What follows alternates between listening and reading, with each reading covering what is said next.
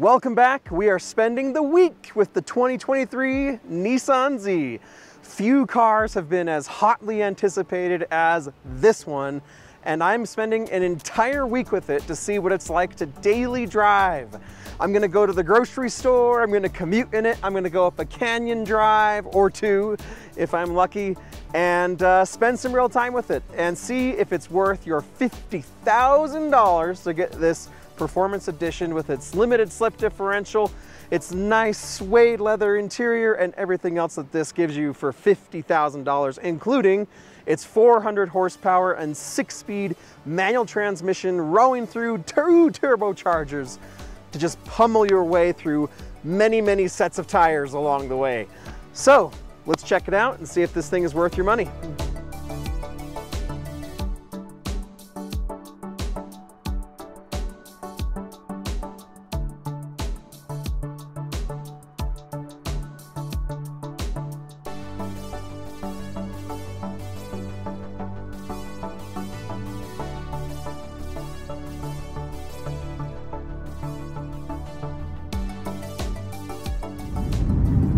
Alright, good morning.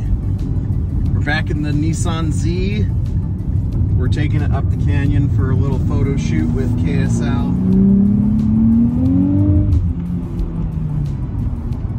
This thing will get sideways on ya. This thing has barely 5,000 miles, and I know it's been driven hard, but these tires are about done. And if you're gonna want to drive it hard, you're gonna want to make sure you have really great rear tires on this thing. That wasn't even full throttle, and it got away from me a little bit. And anyway, it's pretty slidey. It's fun. It's a lot of fun. So definitely a dance partner. It's a dance partner that you're probably thinking, do you really need to dance that much right now? But it's still like pretty fun and entertaining. You kind of laugh a little bit because you're like, all right, you're kind of crazy, but let's do it. So I've spent a lot of time with the Z at this point. I was out in Colorado for the press launch, and very, very grateful for that invitation to go out there. And it was an amazing experience. I was able to take the manual transmission Z, which we have here, as well as the automatic transmission Z, up a canyon and up and down a canyon several times for about 2.5 hours. So I got very familiar with it on a canyon drive, and I walked away very, very impressed. I really liked the Z. I walked away thinking maybe I'll even buy the Z. I really just had so much fun in it. And but I knew that, you know, a canyon drive probably isn't enough to really justify a $50,000 purchase off. And so I thought, well, I'm gonna wait until I can spend some more time with it. And so this week I have it for the whole week, and I've been driving it now for a few days, just as I normally drive, commuting to work, going to the grocery store, you know, whatever. And I've kind of discovered some interesting things that didn't make themselves apparent on that canyon drive. The first of which is it's surprisingly loud in here, which you're probably not surprised by. It's not that big of a deal. And all of these things I'm going to say here that I've noticed, I feel like they don't take away from the general impression that the new Z is very well done and it's an excellent sports car. And Nissan is to be commended for it. They really put a lot of thought and effort into it, and I think it's turned out exceptionally well. I really like it. That said, there's just a few things that I've discovered just in daily driving that yeah, I just couldn't notice on a canyon drive. The first of which is, like I said, it's kind of loud. Not that big of a deal, but it is. It's loud in here. This feels louder than my BRZ even, which felt sometimes like paper thin. I'm really having to kind of raise my voice. I purposely didn't wear my mic so you can kind of catch some of this ambient noise. The second thing, speaking of noise, is it needs more of it. There's, in terms of an exhaust, this is shockingly quiet. I didn't really notice it on a canyon drive because I always had it in like third gear, and it was above 4,000 RPM RPMs, it sounds really great, but down low and really throughout the rev band, it just doesn't sound how you'd maybe want it to sound. Like, it needs more of an exhaust. The automatic transmission Z got a way better exhaust because of some regulation thing, and the manual transmission Z is really begging for it here. So I would anticipate most Z buyers are probably going to buy an aftermarket exhaust anyway, which I think would be a good, I think that's money well spent. I would happily, you know, pay an extra however much, $1,000, $1,500 to get a good aftermarket exhaust on here to really kind of draw, because there's some great sounds coming from this engine, and especially, like I said, about 4,000 RPMs, and that kind of, it takes me to my that kind of takes me to my next point. And the guy's just waving. There's been a shocking amount of people that have been filming me and giving me thumbs up in this car. They really love it. But my next point is that I kind of noted this on the Canyon Drive, but I've noticed it even more now, that the engine, it feels very linear. Like, it almost doesn't feel turbocharged, and the thrust is very progressive.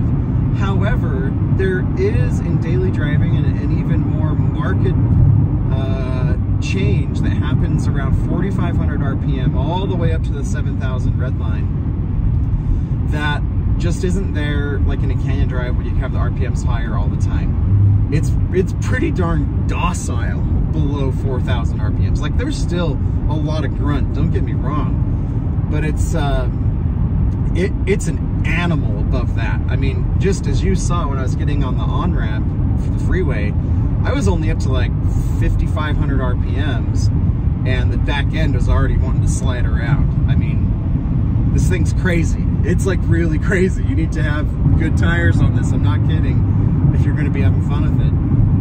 I wish the tires weren't so worn down. I would like to go chuck it around some canyon, you know, some canyon walls here. Not canyon walls, canyon corners, but you know, I will, but probably not as aggressively as I was planning on. So I'm going to drive it for a minute more here, and I'll get back to you with some more impressions. All right, so a couple other driving impressions from my week of driving the new 2023 Nissan Z. Now, this is still technically a pre-production model, so there might be fit and finish items that will be improved, but let me just note a couple other things that I've noticed in daily driving the Z. First of which is I really love the center stack here. I love the slanted screen. I think it looks really clean. It's really well integrated. It's just really nice. I like it a lot, and easy to navigate. I'm still surprised that Nissan's cameras are so fuzzy. The resolution is not wonderful, and kind of disappointing in a car that costs 50 grand, but I mean, maybe that's part of the reason why it, you know, they tried to keep the prices low, I guess. But again, the cameras, you know, I think across the board on Nissan's lineup, they could probably use an upgrade to some higher resolution cameras. A couple of things too is that there's not really anywhere to rest your arms. I didn't really notice this going up the canyon because I had my hands on, obviously, the steering wheel the whole time. That auto rev matching is still so good. I'm in the camp that really likes the auto rev matching. I think that Nissan's done such a good job with it. But yeah, anyway, there's not really anywhere to rest your arms that feels natural. I don't mind keeping my hands on the steering wheel because the steering wheel, I think, is really beautiful and it feels really good. It's yeah, it's a great steering wheel. Nissan did a great job with that. But like the armrest on the left feels really far down, and maybe I'm just not tall enough. But I'm 5'9". I'm just kind of an average sized dude. But it's really narrow and it's really low, and so, you know, you can, if I have my right hand up here on the steering wheel, it can rest it down there, and it's fine. It just, you'd imagine it would be, you know, a little bit higher, like up here somewhere. And I know that probably wouldn't look very good aesthetically, but, you know, a little bit higher. Same with like this armrest. to really rest your arm in the center, you kind of have to put it back a little bit, and which is, you know, it's okay. I'm still not thrilled with the edge of the armrest, because the plastic molding inside definitely protrudes up, and if you rest your elbow on the very end of it, I can see that getting uncomfortable over a period of time. It still feels good. The suspension is amazing. The handling is great.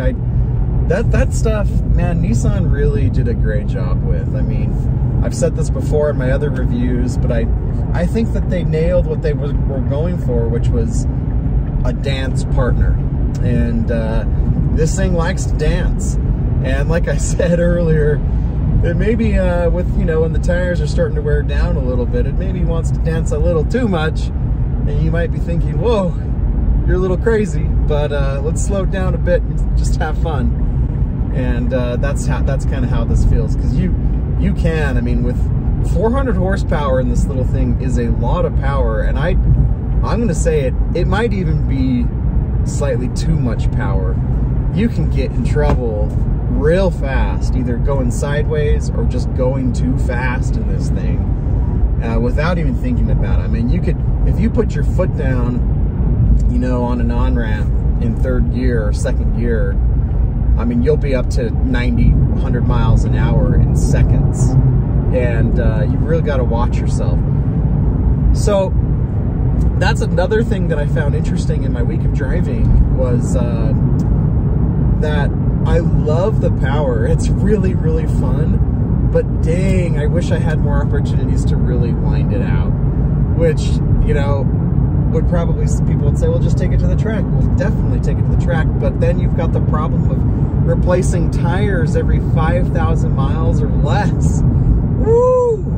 So it gets expensive real fast. So there's like this tension of, do I wring it out and take it to a track and just beat on it and then pay for tires every few thousand miles?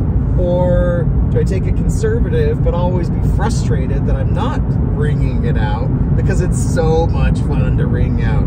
It is fun, guys. This car is a great time.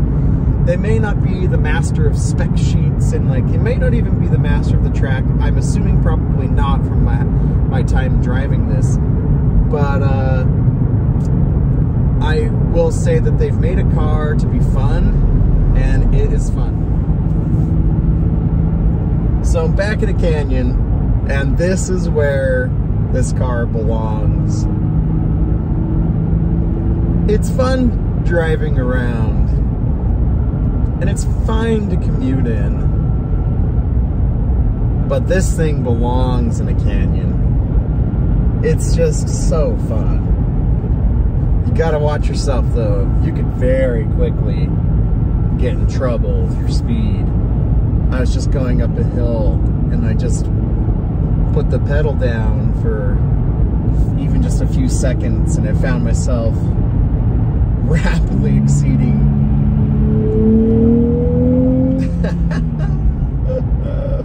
the speed limit.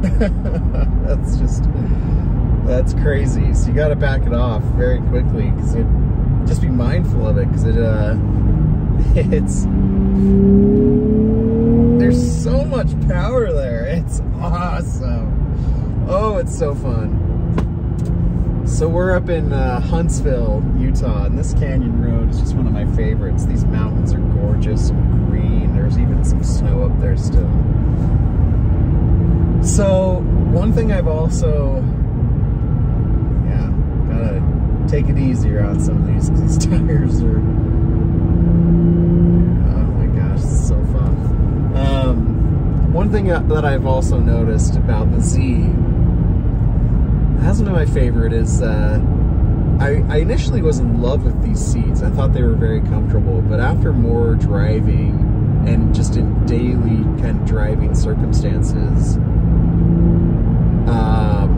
they're not, the back of the seat is great. I really like it. The bottom cushion though, on the driver's side, can get very uncomfortable.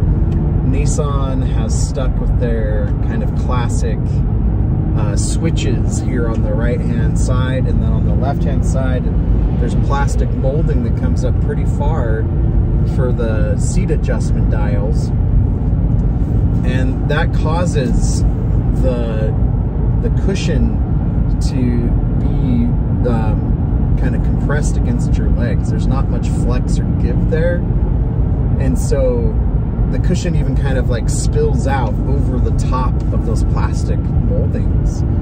And it's, I gotta say, it's not my favorite,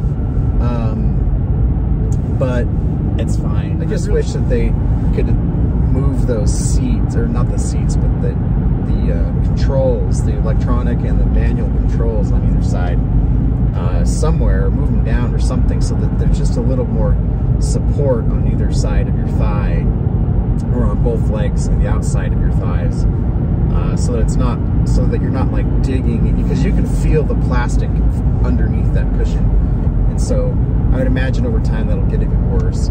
But it's kind of, yeah, it just kind of almost makes your leg fall asleep a little bit. But all right, guys, some final thoughts on a week with the 2023 Nissan Z.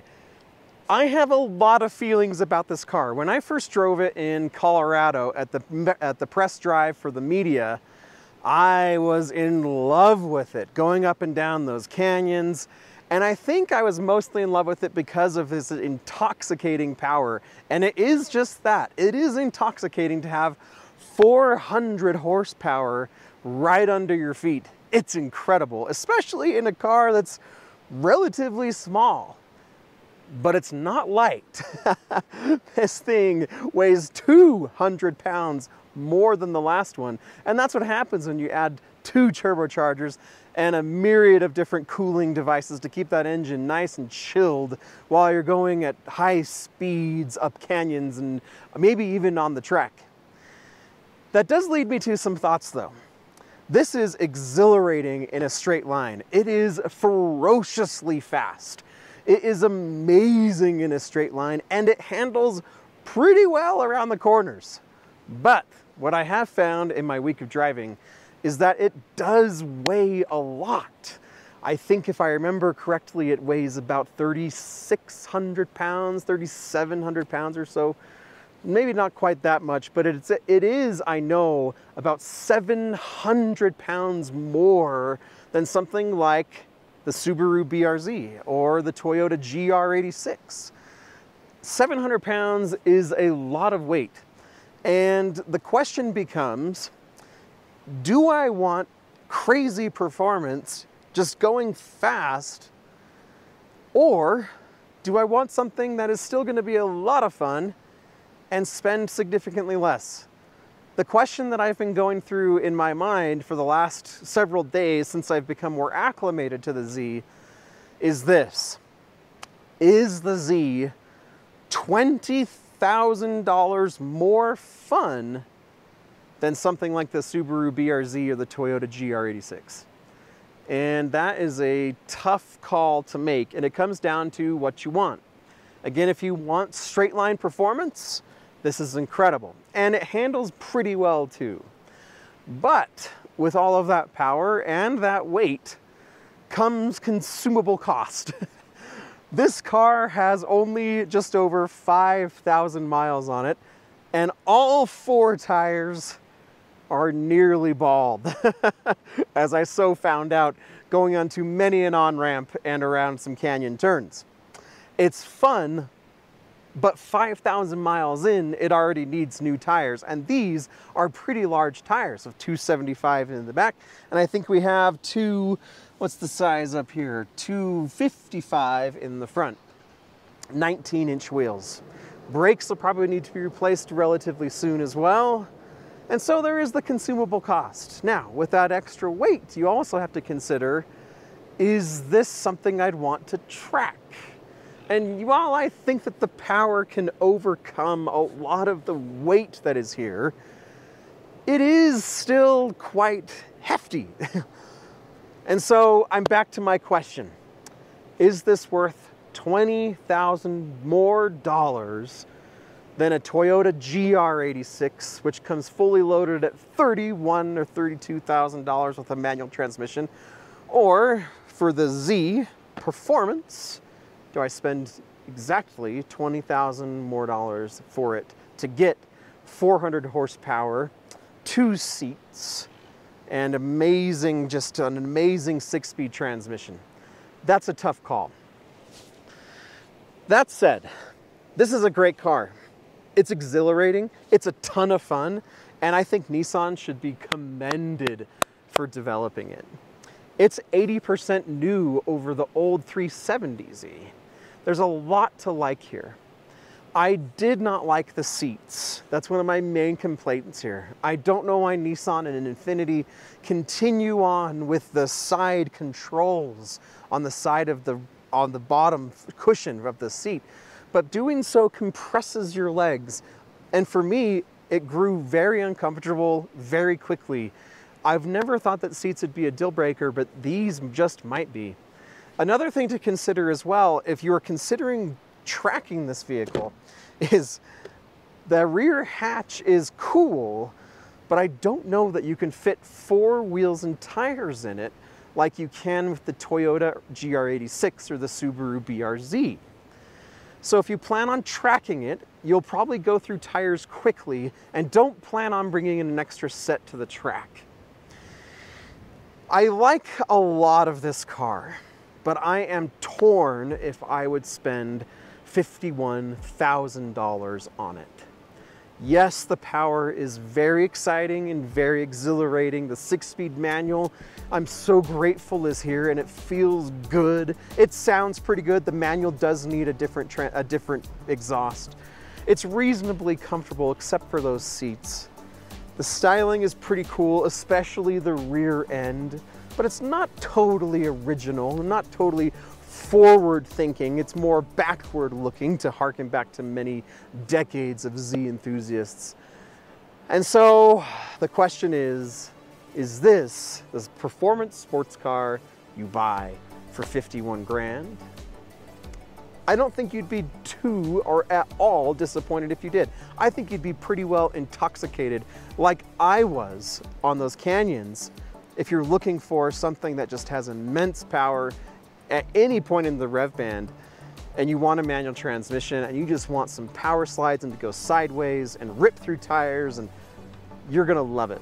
But for now, if you want 51 grand, if you have 51 grand and you are okay with 2 seats, a manual transmission and 400 horsepower, you're going to have a blast doing it. Once again, thank you very much for watching, everybody. I hope this helps you kind of decide if the Nissan Z is right for you. Please comment below if it is, and if you're gonna buy one or not. I think it's an awesome car, and I think you're gonna be pretty darn happy. Guys, if you don't mind, please like, subscribe, comment below. It's been a lot of fun. And always check out KSL Cars under the Resources tab for much more car-related content. Thanks, guys.